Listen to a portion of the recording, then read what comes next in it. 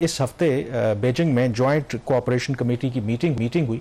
ये apex body है जो चाइना पाकिस्तान इकनॉमिक कॉरिडोर से मुतालिक फैसले करती है और उसमें ओवरऑल रिव्यू किया गया सी पैक के हवाले से जो मुख्तलिफ मनसूबे हैं। और जो हाईलाइट है शहबाज, आई थिंक उसमें जो रीअलाइनमेंट है कराकोरम हाईवे की, उसके हवाले से पेशरफ्त हुई और चीन जो है वो तैयार है ऑलमोस्ट 85% इस प्रोजेक्ट की फाइनेंसिंग करने के लिए। सबसे पहले तो ये प्रोजेक्ट थोड़ा सा ज़ाहिर है कि नाजरीन को बताने के लिए कि रीअलाइनमेंट जो है कराकोरम हाईवे की क्या है बुनियादी तौर पर मंसूबा, और इससे पाकिस्तान को और ओवरऑल सी पैक की अगर आप बात करें तो फायदा क्या होगा? काबा उससे भी पहले जो ज्वाइंट कोऑपरेशन कमेटी है जिसका ये 14वां इजलास हुआ है, ये सी पैक का जो बुनियादी स्ट्रेटेजिक एक प्लेटफॉर्म है ना, जहाँ पे बड़े फैसले होते हैं, ये वो है प्लेटफॉर्म है।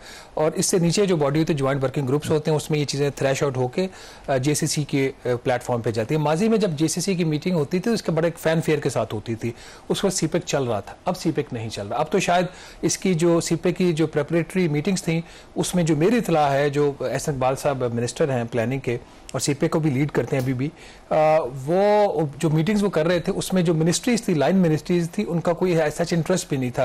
अच्छा। जूनियर लेवल के ऑफिसर्स भेजते रहे हैं वहाँ पे उसकी रिप्रेजेंटेशन देने के लिए। तो अब आ जाए ये कराकोरम हाईवे। कराकोरम हाईवे आपको पता है कि ये खुंजराब तक, चाइना के बॉर्डर तक ये सड़क जाती है और बुनियादी ये शाहराह है।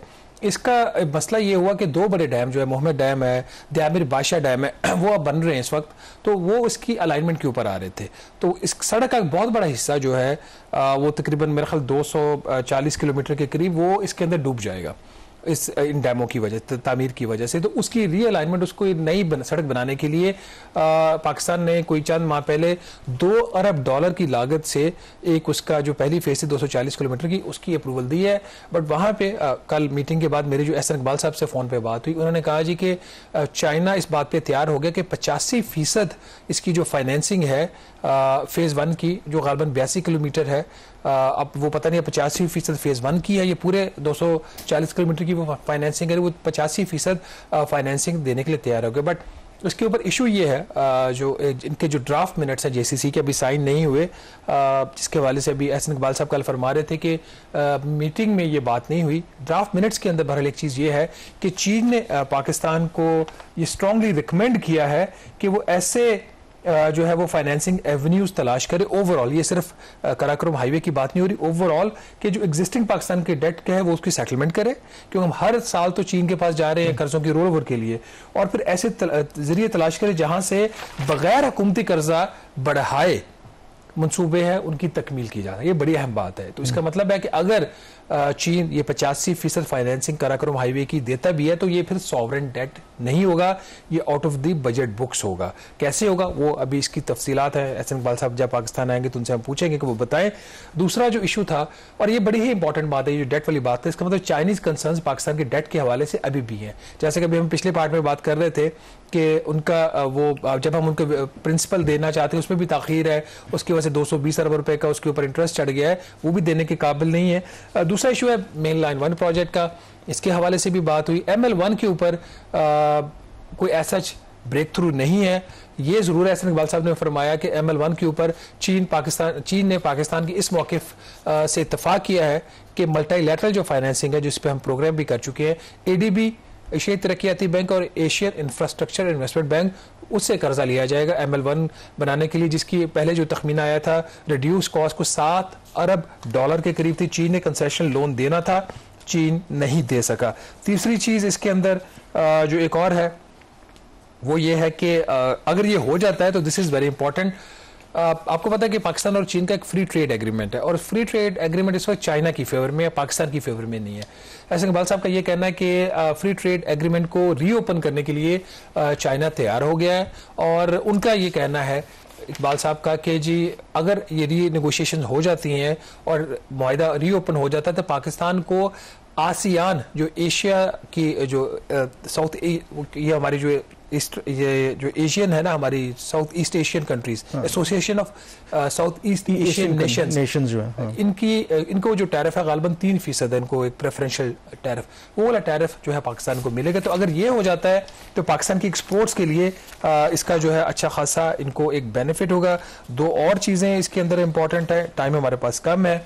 एक तो इसके हवाले से उनका ये कहना है कि उन्होंने दोबारा प्रपोज किया चीन को कि दो स्पेशल इकोनॉमिक जोन्स बनाए जाए, कराची और इस्लामाबाद। अब यहाँ पे कॉन्ट्राडिक्टरी पॉलिसी है, गवर्नमेंट सीपैक के तहत दो एसईजीज बनाना चाह रही है और दूसरी तरफ गवर्नमेंट ही आईएमएफ के साथ ये तय कर चुकी है कि जो एग्जिस्टिंग एसईजीज इनको बंद करना है। तो इसका मतलब है कि हमारी जो पॉलिसी है वो इनकंसिस्टेंट है, मतलब शायद हमारे पास प्रॉपर ब्रीफ नहीं है। एक तरफ हम आईएमएफ को कमिटमेंट दे रहे हैं, दूसरी तरफ ये कर रहे हैं, बट ओवरऑल मतलब क्या फील है? जो एहसन इकबाल साहब का भी रिएक्शन सामने, उन्होंने ज़ाहिर है कि पॉजिटिव ही बात करने की कोशिश की और ये भी कहा है कि जो आप जिक्र कर रहे थे कि पाकिस्तान के कर्जों वाला जो मामला है, चीन को इसके हवाले से खदशात हैं, बट वो डिनाई कर रहे हैं कि इस मीटिंग में पाकिस्तान के डेट का जो वो इशू डिस्कशन में सामने नहीं आया। जी बिल्कुल, वो तो ये बात कह रहे हैं ऑन द रिकॉर्ड कि इसमें कोई इस मीटिंग में डिस्कस नहीं हुआ, लेकिन ड्राफ्ट मिनट्स के अंदर मौजूद है।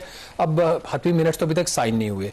और बल्कि एक चीज़ बड़ी इंपॉर्टेंट उन्होंने कही जी कि अगर पाकिस्तान के आपके खिलाफ, आपको पता है प्रोपेगेंडा भी बहुत ज़्यादा होता है, तो उन्होंने कहा जी कि प्रोपेगेंडे से बचने के लिए बेहतर है कि पाकिस्तान और चीन जल्द ये जेसीसी के जो मिनट्स हैं उसको साइन कर लें। गिलगित बल्तिस्तान के हवाले से भी उन्होंने बात की कि वहाँ पे चूंकि 18 से 20 घंटे लोड शेडिंग अभी भी हो रही है, तो इन्होंने प्रपोज किया चाइना को कि वहाँ पे 300 मेगावाट का सोलर एक पावर प्रोजेक्ट लगाया जाए। अब प्रपोज किया होता या नहीं होता, बहरहाल नाज़रीन ये एक इंपॉर्टेंट फोरम रही है माजी में जेसीसी की, इससे बड़े बड़े फैसले भी हुए हैं, अरबों डॉलर की चाइनीज इन्वेस्टमेंट भी। लगता है कि इसके अंदर इतनी गर्म जोशी इस फोरम के अंदर भी नहीं रही।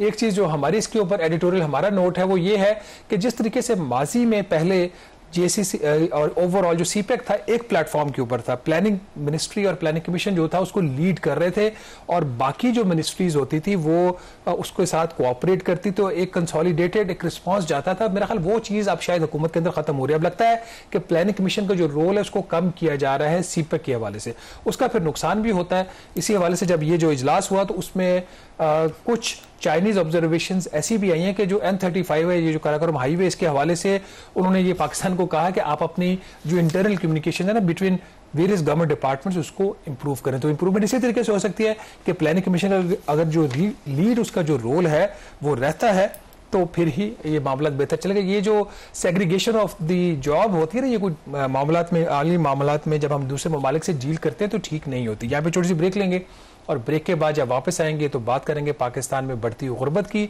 और हमारा जो इकोनॉमिक ग्रोथ मॉडल जो कि वर्ल्ड बैंक के मुताबिक नाकाम हो चुका है।